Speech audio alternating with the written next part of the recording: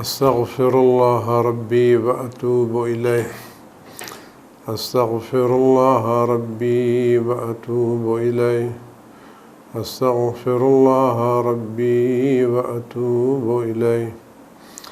أعوذ بالله السميع العليم من الشيطان الرجيم. بسم الله الرحمن الرحيم. الحمد لله الذي لا يبلغ مدحته القائلون ولا يحصي نعماءه العادون ولا يؤدي حقه المجتهدون. الذي لا يدركه بعد الهمم ولا يناله غوص الفتن جلت عظمته. والصلاة والسلام والتحية والإكرام على البشير النذير السراج المنير الطهر الطاهر الدر الفاخر العلم الظاهر المنصور المؤيد الرسول المسدد سيدنا ونبينا بالقاسم محمد وعلى الطيبين الطاهرين المعصومين المظلومين الذين أذهب الله عنهم الرجس وطهرهم تطهيرا. سيما على بقية الله في العالمين وخاتم أئمة المعصومين الكهف الحسين وغياث المستر المستكين ملجأ الهاربين وعصمة المعتصمين. أرواحنا وأرواح العالمين لتراه بمقدمه فدا عجل الله تعالى فرجه الشريف. واللعنة الدائمة الباقية على أعدائهم وقتلتهم وغاصب حقوقهم أجمعين. عزیزان گرامی، السلام علیکم ورحمۃ اللہ وبرکاتہ. آج روز ولادت جناب ابو طالب علیہ السلام ہے. اس عظیم ترین روز کی مناسبت سے ان کے فرزند عزیز حضرت حجت ابن الحسن عسکری صلوات اللہ سلام علیہ کی خدمت اقدس میں اور ان کے نائبین عام اور ان کے مورد اعتماد مراجع کرام کی خدمت میں اور تمام مومنین و مومنات کی خدمت میں ہدیہ تبریک پیش کرتے ہیں. اسی کے ساتھ ساتھ پہلی ذیقات کو حضرت امام علی ابن موسیٰ رضا علیہ السلام کی خواہر ہمشیر بہن حضرت فاطمہ معصومہ صلوات اللہ سلامہ علیہا کی کا روز ولادت ہے. اس مناسبت سے بھی اہل بیت علیہ السلام کی خدمت میں حضرت امام علیہ السلام کی خدمت اقدس میں اور تمام مراجع اور تمام علماء اور تمام خدمت میں ہدیہ تبریک و تہنیت پیش کرتے ہیں. یہ دن جہاں ہمیں ان بزرگوں کے روز ولادت کی یاد کی طرف متوجہ کرتے ہیں، وہ ہمیں اپنی ان کی زندگی سے سبق بھی ملتے ہیں. ان حضرات کی زندگی اور ان کا طرز زندگی ایک قصہ، ایک کہانی، ایک داستان، ایک خاندانی روایت نہیں ہے، بلکہ مثالیں ہیں، نمونے ہیں ہم سب کی اپنی زندگی کے لیے. اور ان لوگوں کو جو درجات نصیب ہوئے، جو مقامات نصیب ہوئے، وہ مقامات، وہ درجات، وہ فضائل، وہ مناقب، وہ عزت، وہ شرف، وہ ان خدمتوں کی بنا پر ملا ہے جو انہوں نے دین خدا کے تعلق سے انجام دی ہے. وہ ان کا ایمان، ان کا تقوی، ان کی پرہیزگاری، ان کی قربانیاں، ان کا ایثار، یہ چیز تھی جس نے ان کے درجات کو بلند سے بلند تر کرا دیا. جناب ابو طالب علیہ السلام نے دین کی جو خدمت انجام دی ہے اور جس طرح سے دین خدا کی حفاظت کی ہے اور رسول خدا صلی اللہ علیہ وسلم کی حفاظت فرمائی ہے، حضرت رسول خدا صلی اللہ علیہ وآلہ وسلم کی حفاظت کوئی معمولی کام نہیں ہے۔ آپ تمام انبیاء کے سردار، اوصیاء کے سردار، مرسلین کے سردار، یعنی کائنات میں سب سے عظیم شخصیت حضرت رسول خدا صلی اللہ علیہ وسلم کی شخصیت ہے۔ آپ خدا کے آخری نبی ہیں اور آپ خدا کا آخری پیغام لے کے آئے ہیں۔ اس کے بعد کوئی نبی آنے والا نہیں تھا، لہذا آپ کے پیغام کو صبح قیامت تک رہنا تھا۔ اگر خدا نخواستہ یہ پیغام ناکام ہو جاتا اور توحید اور اسلام کا پیغام دوسروں تک نہ پہنچتا تو صبح قیامت تک دنیا تاریکی میں رہتی۔ چونکہ یہ آخری پیغام تھا خدا کا اور آخری نبی تھا، اس لیے شیطان نے، شیطانی طاقتوں نے اور تمام لوگوں نے اس بات کی پوری کوشش کی اس آخری آفتاب رسالت کو گل کر دیا جائے، خاموش کر دیا جائے اور اس کے نور کو دوسروں تک نہ پہنچنے دیا جائے۔ اگر شیطانی طاقتیں کامیاب ہو گئی ہوتیں تو آج دنیا توحید کے نور سے منور نہ ہوتی اور تعلیمات اسلامی دنیا میں عام نہ ہوتی۔ تو جس نے ان تمام طاغوتی طاقتوں کا، شیطانی طاقتوں کا، ان کی تمام سازشوں کا جم کر کے مقابلہ کیا، وہ جناب ابو طالب علیہ السلام تھے۔ انہوں نے پوری کوشش کر ڈالی اور آپ یقین جانیں وہ آدمی جو خدا پر بھروسہ کر کے آگے بڑھتا ہے، خدا اس کے ساتھ ہوتا ہے۔ آپ تاریخ کا مطالعہ کر کے دیکھیں کہ پورا مکے کے قریش، بزرگ، صاحبان دولت، صاحبان ثروت، سارے مکے کے بڑے بڑے لوگ اپنی طاقت، اپنی دولت، اپنی ثروت، اپنی عسکری طاقت، اپنے افراد کے ساتھ پوری طرح سے مخالفت پر کمر باندھے کھڑے تھے اور ہر طرح کی کوشش کر رہے تھے اس نور رسالت کو خاموش کرنے کی۔ مکے کے تمام بڑے لوگ، صاحبان ثروت لوگ، طاقتور لوگ، اسلحے والے لوگ، سب ایک طرف، اور مقابلے پر کون؟ جناب ابو طالب علیہ السلام، جو کثیر العیال تھے، بہت زیادہ دولت ان کے پاس نہیں تھی، لیکن اس کے باوجود یہ مرد یکا و تنہا اپنے مختصر سے خاندان کے ساتھ خدا پر بھروسہ کر کے پورے مکے والوں کے مقابلے پر تنہا کھڑا رہا، اور جب تک جناب علیہ السلام زندہ رہے کوئی شخص پیغمبر کا ایک بال بھی بیکا نہیں کر پایا۔ لوگوں نے ساری کوششیں کر ڈالی، ہر طرح کی محنتیں کر ڈالی۔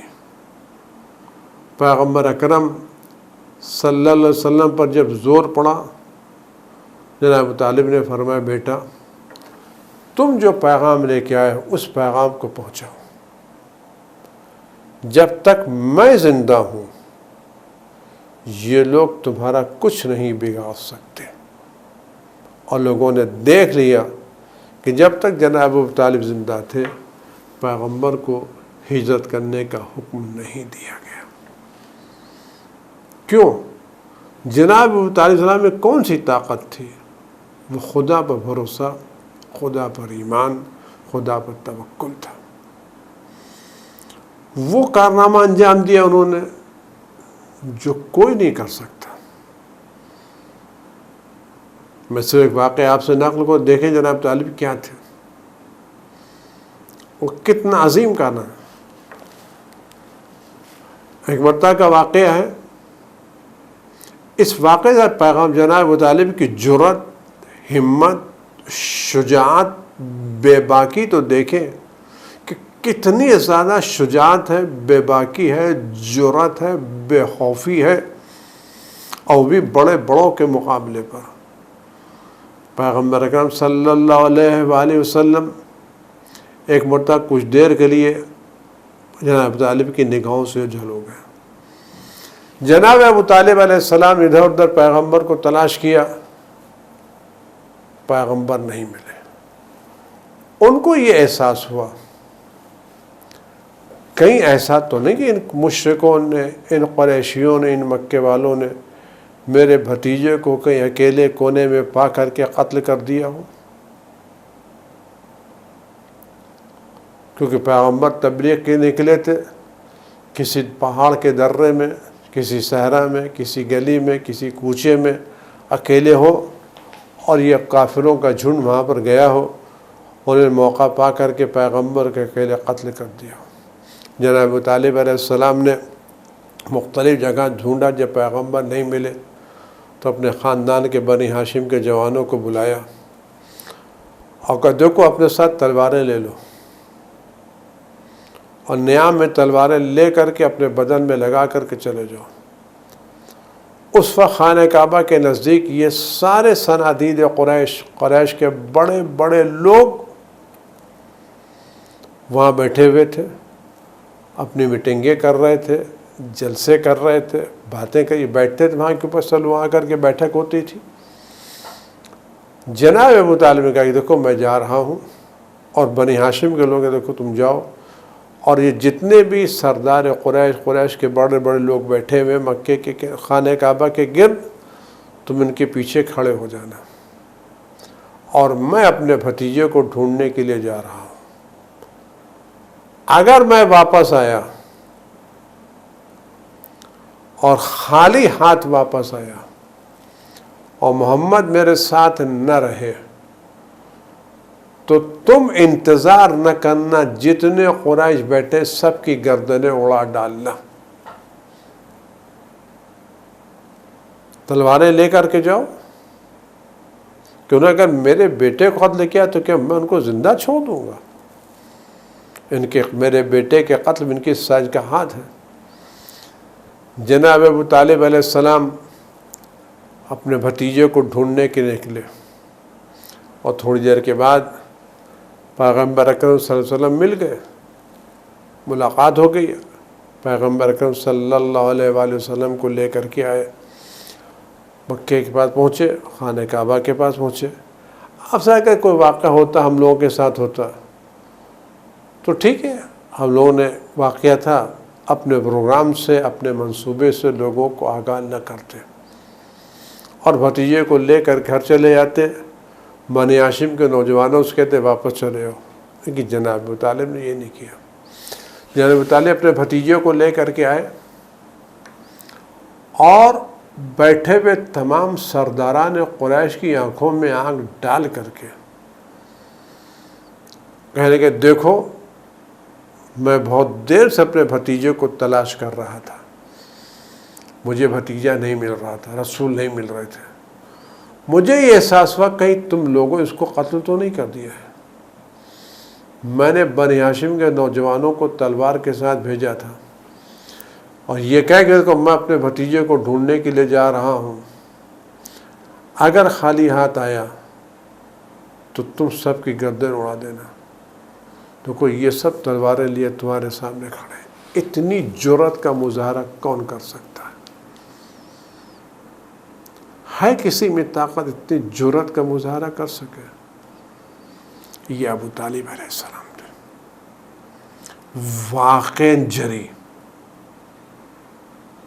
بہادر، با ایمان، قربانی کرنے والے، پیغمبر کی دل و جان سے حفاظت کرنے والے۔ ایمان اتنا قوی تھا، جب پیغمبر اکرم صلی اللہ علیہ وآلہ وسلم چچا مجھ سے جا کے انہوں نے جو خانہ کعبہ کی دیوار کے اوپر نوشتہ لکھا اس میں سارے نوشتے کو دیمک چاٹ چکی ہے سوائے اللہ کے نام کو۔ وہ بند تھا، کسی کو پتہ نہیں تھا۔ جو طالب نے کہا، کہتے دیکھو جا کے دیکھو، ایسا تو نے کہا چاہے۔ بھتیجے نے کہا کہ پورا ایمان میرے بھتیجے کا ایک لفظ غلط نہیں ہو سکتا۔ ایک لفظ، اور جا کے پاس دیکھو میرے بھتیجے کا پیغام جا کے دیکھ لو، تم نے جو معاہدہ لکھا ہے اس کو دیمک نے چاٹ لیا ہے سوائے اللہ کے نام کے، کھولا نہیں تھا۔ یہ نہ کہ پیغمبر اکرم صلی اللہ علیہ وسلم نے فرمایا تو گئے ہوں اور اس نوشتے کو، اس معاہدے کو کھولا ہو، دیکھا ہو اور دیکھا کہ دیمک چاٹ چکی، پھر جا کے نہیں، جیسا بند تھا ویسے ہی بند رہا، اور جا کے ختم، جا کے دیکھ لو۔ ان لوگوں کے دیکھا تو جیسا پیغمبر نے فرمایا تھا ہر بہر منہ بمو ویسا پایا۔ یہ ایمان جناب ابو طالب علیہ السلام تھا یا نہیں تھا؟ یہ قربانیاں تھیں یا نہیں تھیں؟ اس لیے ائمہ معصومین علیہ السلام اس بات کی سفارش کی ہے، چونکہ لوگوں نے علی علیہ السلام کی دشمنی میں، اہل بیت کی دشمنی میں جناب ابو طالب علیہ السلام پر الزامات لگائے ہیں، لہذا بیت علیہ السلام کی یہ بات پسند ہے کہ آج کے دور میں جناب ابو طالب کے نیابت میں کام انجام دیا جائے۔ ائمہ معصومین چاہتے تھے کہ جناب ابو طالب کی نیابت میں حج کیا جائے، عمرہ کیا جائے، زیارتیں کی جائیں۔ آج ہماری بھی ذمہ داری ہے، اگر ہم چاہتے ہیں کہ مولا کائنات حضرت علی ابن ابی طالب علیہ السلام ہم سے خوش ہو جائیں، اہل بیت علیہ السلام خوش ہو جائیں، خاص رسول خدا صلی اللہ علیہ وسلم خوش ہو جائیں، تو آج بھی ہمیں کچھ کام جناب ابو طالب علیہ السلام کی نیابت میں انجامنا چاہیے۔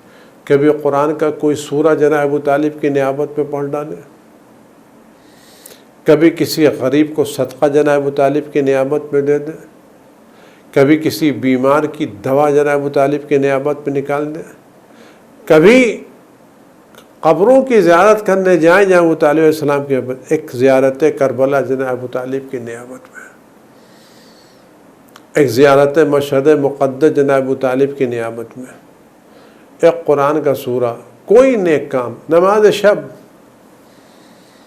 نافلہ جناب ابو طالب علیہ السلام کی نیابت میں۔ میں 2 رکعت نماز شب پڑھتا ہوں ابو طالب علیہ السلام کی نیابت میں، نیابت میں پڑھیں یا اس 2 رکعت کا ثواب جناب ابو طالب علیہ السلام کو ہدیہ کریں۔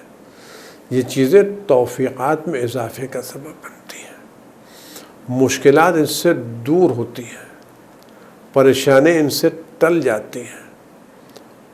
واقعی جناب ابو طالب علیہ السلام کی شخصیت عظیم شخصیت ہے اور عظیم الشان شخصیت ہے، جو قربانیاں انہوں نے دی ہیں، جو مقابلہ انہوں نے کیا ہے، آج دین اسلام اس کا مرہون منت ہے۔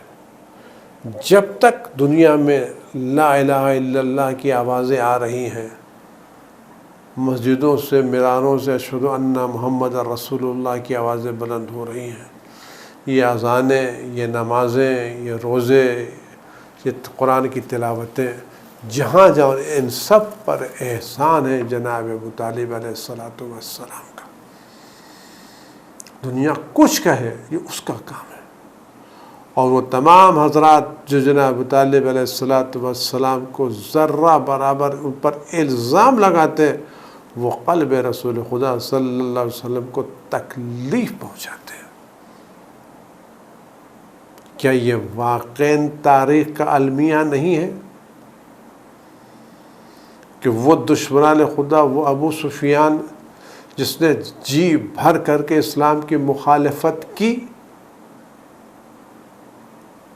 اور ہر طرح سے جنگوں میں شرکت کی، جنگوں پر لوگوں کو آمادہ کیا اور آخر دم تک اسلام کی مخالفت کرتا رہا، وہ اس کا پورا خاندان، آج لوگ اس کے اسلام کا تذکرہ تو کریں، لیکن ابو طالب علیہ السلام کی بے پناہ قربانیوں کے باوجود ان کے اسلام پر شک کریں۔ یہ کیا رسول اور آل رسول تو دشمنی نہیں ہے؟ آپ کہتے ہیں تاریخی کتابیں میں لکھا ہوا، یہ تاریخ کی کتابیں کس نے لکھی ہیں؟ تاریخ کتابیں کن حالات میں لکھی گئی ہیں؟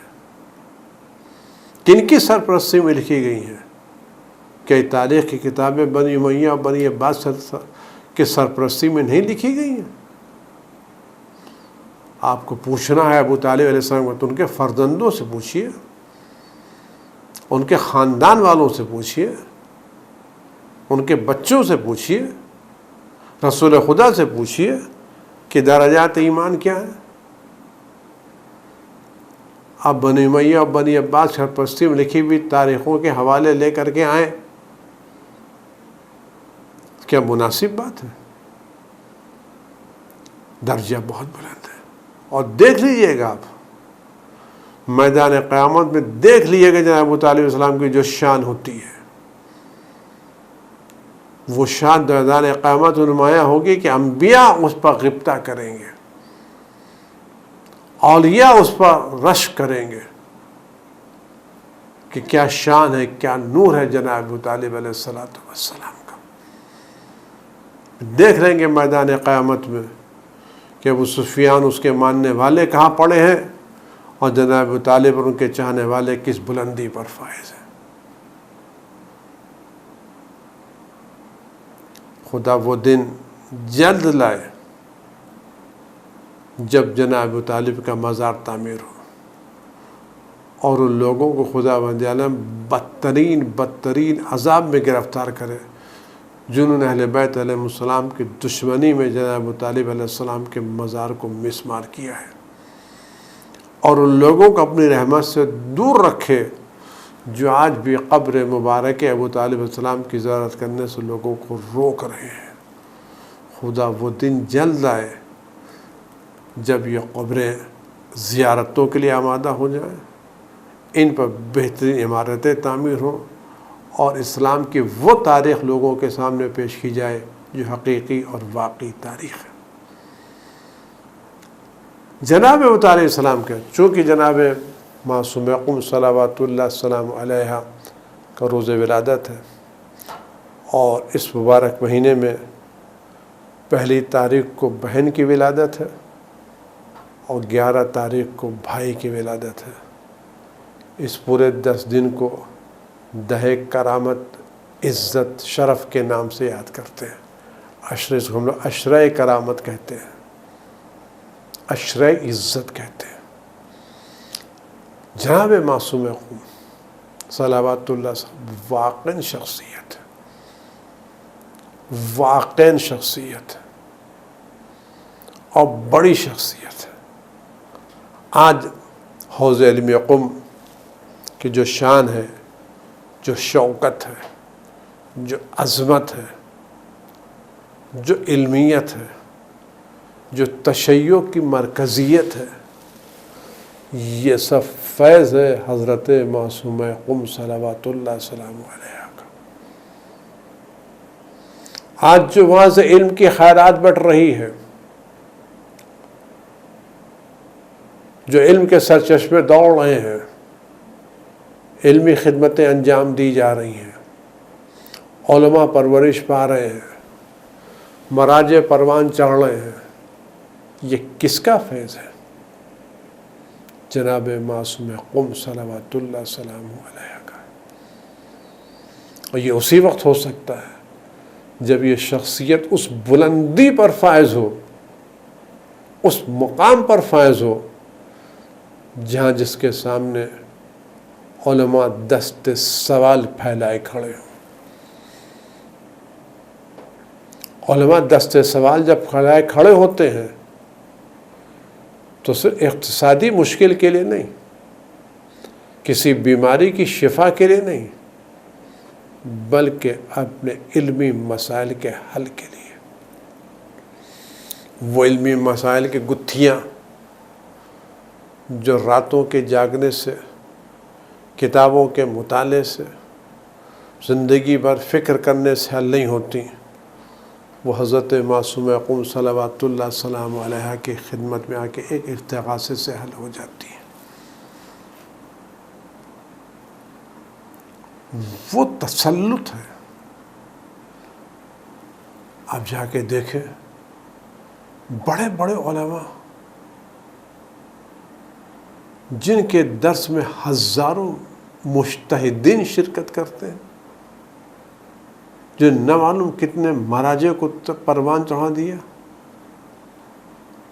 جن کی علمیت کے اندر آج وہ بڑے بڑے علماء جب حرم معصوم قم سلام کے لیے آتے ہیں تو ایک بھکاری کی طرح کھڑے ہوتے ہیں. انہیں پتہ چلتا ہے ہم سب کچھ رکھنے کے باوجود ان کے مقابلے پر کوئی حیثیت نہیں رکھتے. روحانیت، معنویت، علمیت واقع جناب معصومہ کا حصہ،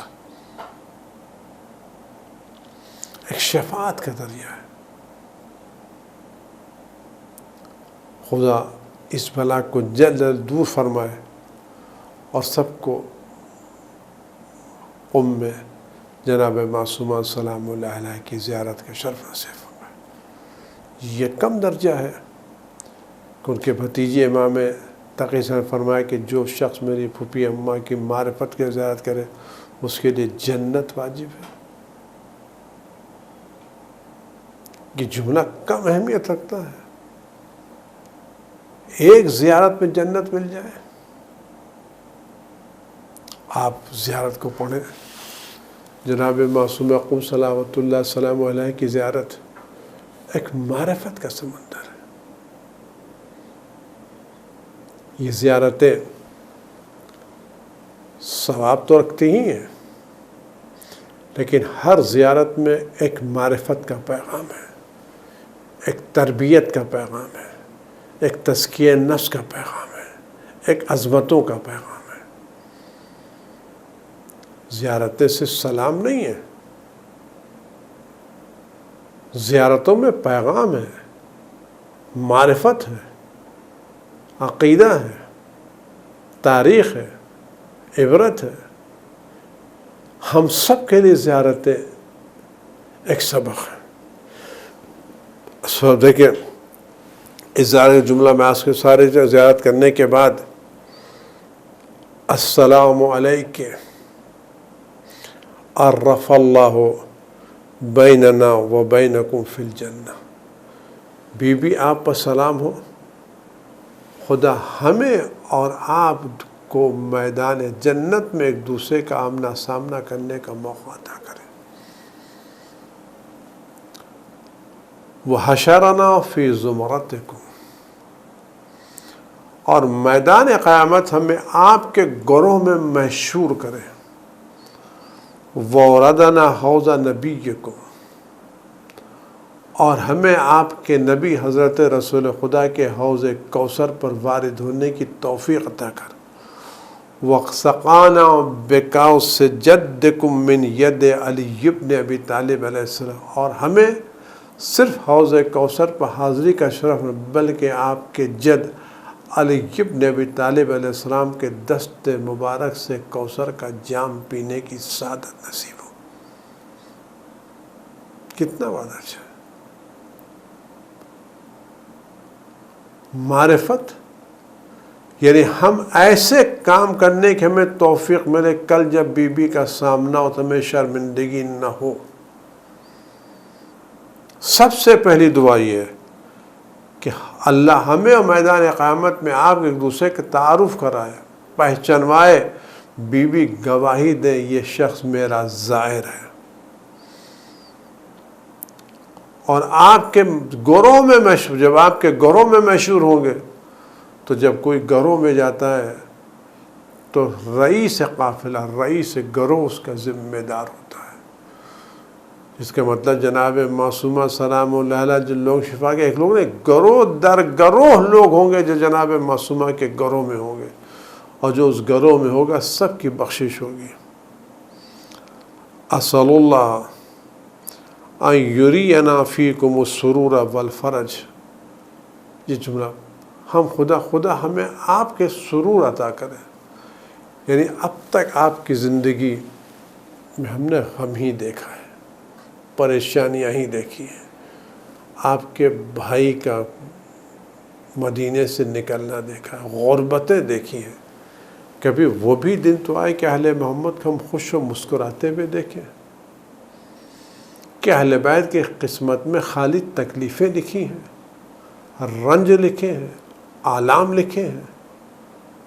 وہ بھی دن تو آئے کہ ہم آل محمد کو مسکراتے ہوئے دیکھیں، ان کے دشمنوں کو روتے ہوئے دیکھیں۔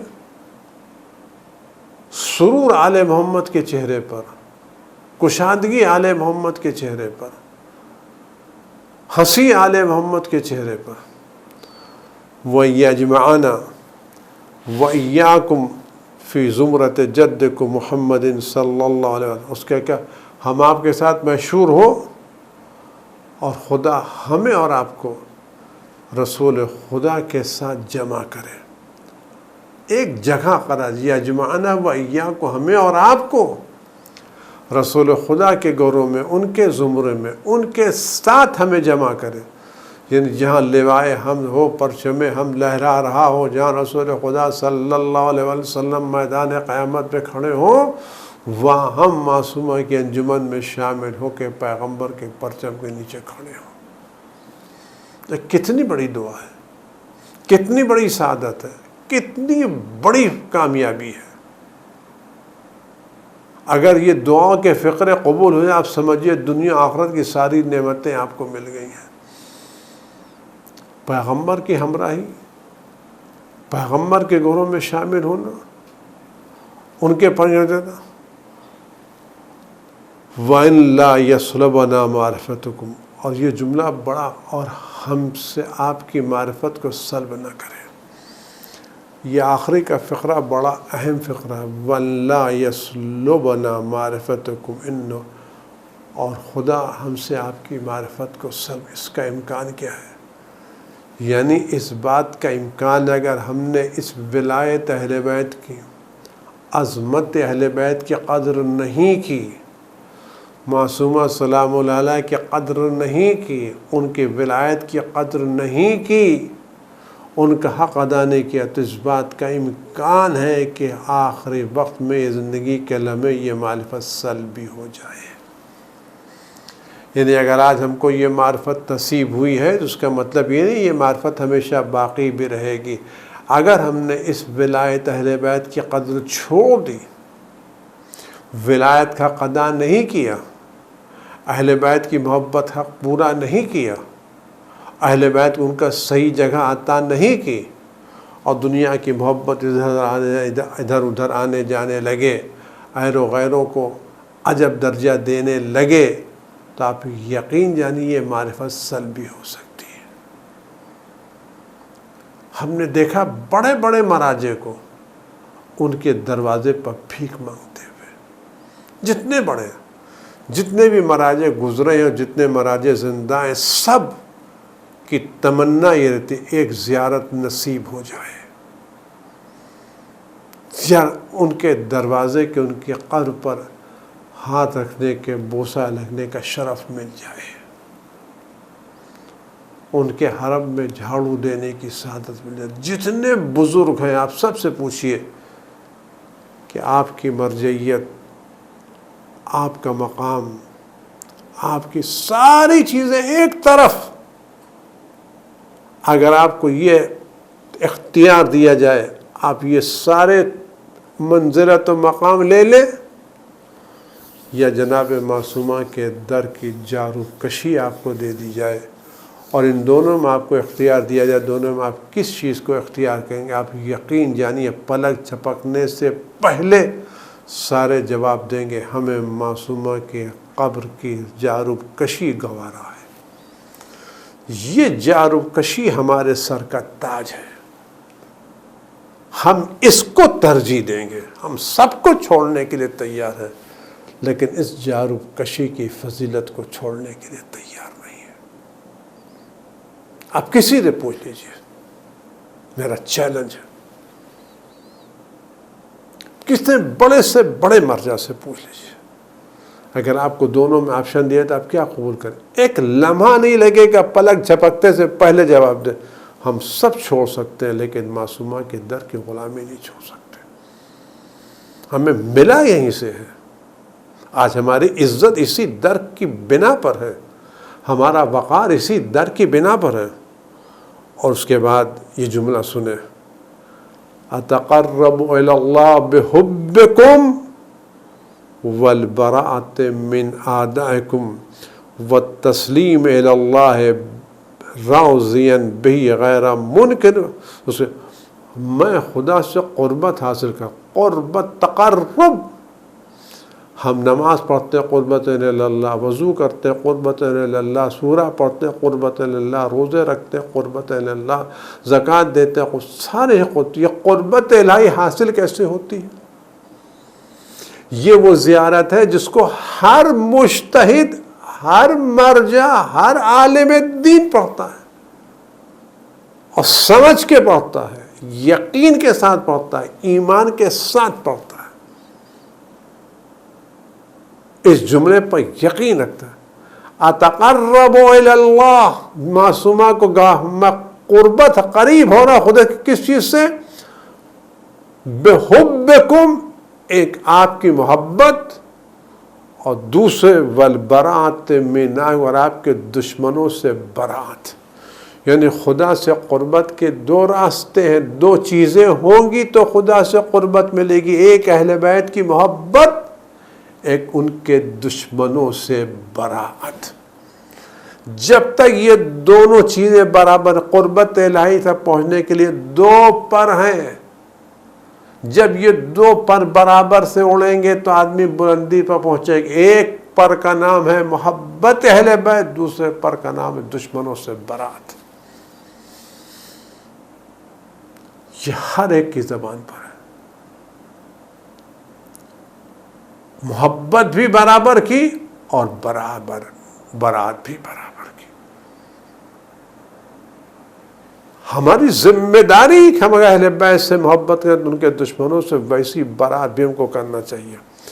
والتسلیم الی اللہ، خدا کے سامنے تسلیم ہو، راضین بہی، خدا نے جو فیصلہ اس پر راضی رہے، غیر نہ انکار کرے نہ اس فیصلے کو بڑا سمجھے، وعلی یقین، اور اس یقین، دعا کرتے ہیں ہمیں اس یقین پر قائم رکھے جو رسول خدا صلی اللہ علیہ وسلم لے کے آئے ہیں، اور اس پر راضی۔ نطلب بذالک وجہک، یا پروردگار میں ان تمام چیزوں کو وجہ کا، تیری خاطر، محبت اہل بیت دنیا کی خاطر نہیں، پروردگار تیری رضا کی خاطر، دشمنوں سے برات تیری رضا کی خاطر، تیرے حکم کے سامنے تسلیم تیری رضا کی خاطر، پیغمبر کی باتوں پر تصدیق تیری رضا کی خاطر، سب تیری خاطر، وجہ کا، تیرے لیے، دنیا کے لیے نہیں۔